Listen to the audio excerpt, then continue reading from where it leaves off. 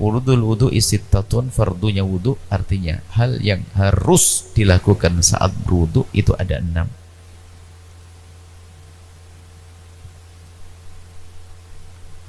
Pertama, niyatut taharati bil qulub. Niyatut taharati, niat bersuci lissolati, untuk melakukan salat, bil qalbi, dengan hatinya. Jadi niat wudu itu pada dasarnya dengan hati. Adapun mengucapkan niat dengan lisan itu dianggap sebagai sesuatu yang sunnah karena memudahkan kita untuk khusyuk.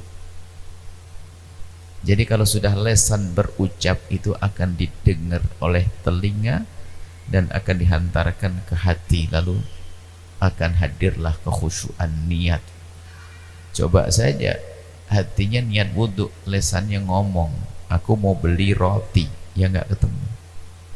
Maka di saat hatinya mengucap, di lisannya mengucapkan nawaitul wudu'a, aku niat berwudu, maka itu memudahkan hati kita untuk berniat, dan niat memang ada di dalam hati. Maka dari itulah para ulama mengatakan disunnahkan mengucapkan dalam niat. Biarpun di sana ada orang yang mengatakan mengucapkan niat adalah tidak boleh, bahkan sebagian mengatakan bid'ah dan sebagainya. Tentunya semuanya tidak boleh terburu-buru. Apa salahnya mengucapkan nawaitul wudu'a yang artinya untuk membimbing telinga kita dan hati kita untuk bisa khusyuk di dalam niat wudu, agar kita sadar bahwa yang kita lakukan adalah wudu bil qalbi au ghairiha, atau untuk selain sholat. Bisa saja orang niat wudu bukan untuk sholat saja, seperti ingin misalnya memegang Al-Quran, sah. Dan niat, jadi niat itu adalah bisa niat untuk sholat, bisa niat untuk membaca Al-Quran, boleh niat wudhu dengan untuk ibadah tersebut. Aku niat wudhu untuk tawaf dan seterusnya. Kemudian niat al-mujzi'ah, tentunya minan niyati al-mujzi'ati adalah dengan niat-niat yang memang menjadikan wudhu kita itu sah. Jadi niat di dalam hati, niat wudhu. Ada niat yang enggak sah, yang enggak beneran, atau tidak meyakini kalau dia itu berhadat, atau enggak benar, enggak serius wudhu. Wudhunya harus niat yang serius, aku niat wudhu karena Allah. Inda ghuslil wajhi, waktu membasuh wajah kita. Jadi niat itu terjadi di saat kita membasuh wajah. Jadi awal kita membasuh wajah, kita niat. Sudah jelas niat adalah mudah. Adapun membasuh wajah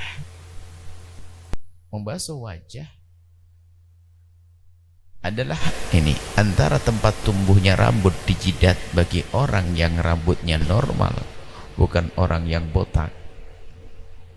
Kalau botak ya dikembalikan kepada orang normal. Tempat tumbuhnya rambut sampai dagu, dari telinga ini sampai ke telinga, itu bagian wajah, ya, bagian wajah. Jadi dari sini dibasuh, dan cara membasuhnya tidak harus dengan air yang banyak sekali, tidak, bahkan cukup dengan genggaman air.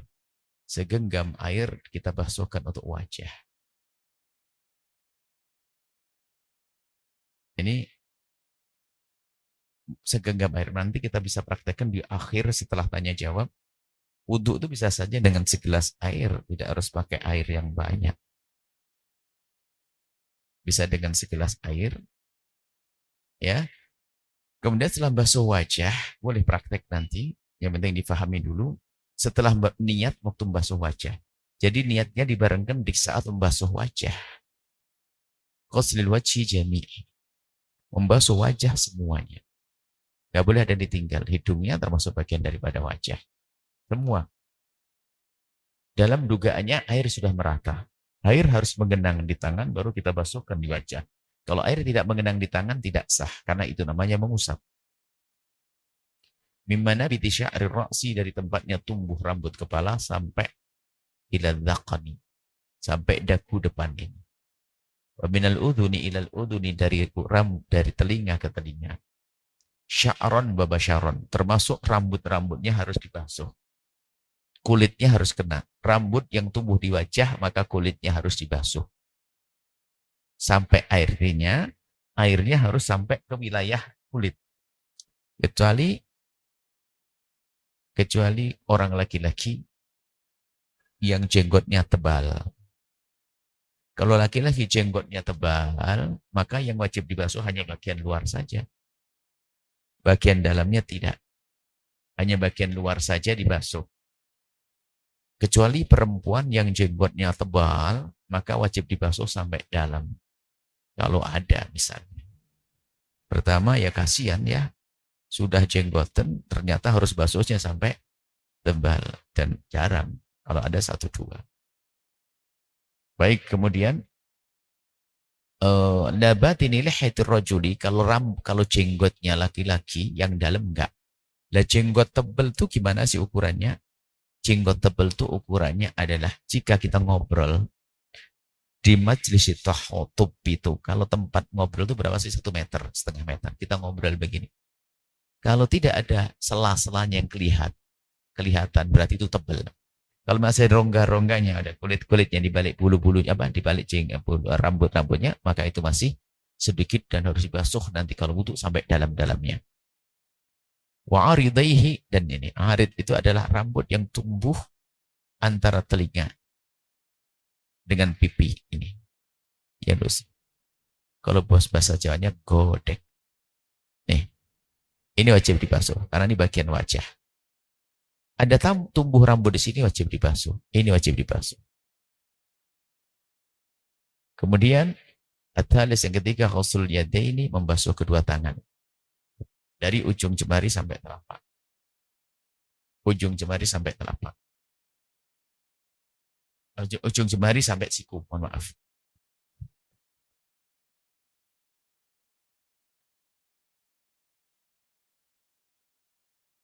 Prakteknya nanti kita praktekkan yang paling mudah. Karena hari ini belum disiapkan wadahnya. Biasanya kalau saya praktek, disiapkan nanti. Besoklah, insya Allah pertemuan yang akan datang, dipraktekkan dengan. Kami ingin ajarkan cara berwudu yang gampang, supaya orang tidak susah. Sehingga seorang wanita yang ahli tahajud pun cukup menyimpan segelas air di kamar mandi, di kamar tidurnya, bisa untuk wudu nanti malam dan tahajudan. Nah, ini ada kemudahan. Kita perlu ilmu. Makanya orang punya ilmu itu ibadahnya gampang. Orang yang bodoh itu susah ibadah. Makanya yuk terus belajar. Wa ma'alaihima, dan semua yang ada tumbuh di sini. Kalau seandainya tumbuh jari di sini, wajib dibasuh semuanya. Tumbuh rambut dibasuh semuanya. Antara ujung jemari sampai siku. Kemudian ar-rabi' mas'hur ra'si. Yang keempat adalah mengusap kepala. Mengusap kepala ini bukan mengguyur. Mengusap itu cukup. Dengan menyentuhkan air begini, sudah cukup. Ambil rambut kepala yang di kepala. Rambut kepala yang di kepala sah. Asalkan rambut kepala yang ada di kepala. Di mana saja, belakang boleh. Tapi rambut kepala yang tidak di kepala nggak sah. Ibu rambutnya panjang sampai pinggul. Yang diusap, yang di pinggulnya nggak sah. Karena itu rambut kepala tidak di kepala. Yang sah rambut kepala yang di kepala. Maka kalau seorang wanita tidak mau buka auratnya, cukup disisipkan di balik kerudungnya. Sudah sah. Insya Allah nanti akan kita praktekkan cara wudhu yang mudah. Makanya ibu jangan sampai berwudhu membuka aurat di depan kaum pria. Kemudian, au ba'dahu, jadi masur roksi, mengusap kepala semuanya boleh, au ba'dahu atau sebagian. Walau sya'ratan fi haddi, biarpun satu rambut sudah sah. Di dalam mazhab kita Imam Syafi'i, sunnahnya semuanya. Satu rambut sah di mana? Pokoknya rambut kepala yang di kepala. Rambut kepala yang di kepala. Al-khamis husul rijlaini, yang kelima adalah membasuh kedua kaki. membasuh kedua kaki ma'al ka'baini sampai mata kaki. Mata itu tidak hanya di sini, rupanya kaki kita punya mata. Mata kaki adalah dua tulang yang tumbuh di kaki, kiri kanan itu mata kaki. Sampai mata kaki. Nah, mashil khaffi atau mengusap sepatu, nanti kita terapkan sekalian. Mengusap sepatu nanti ada syaratnya.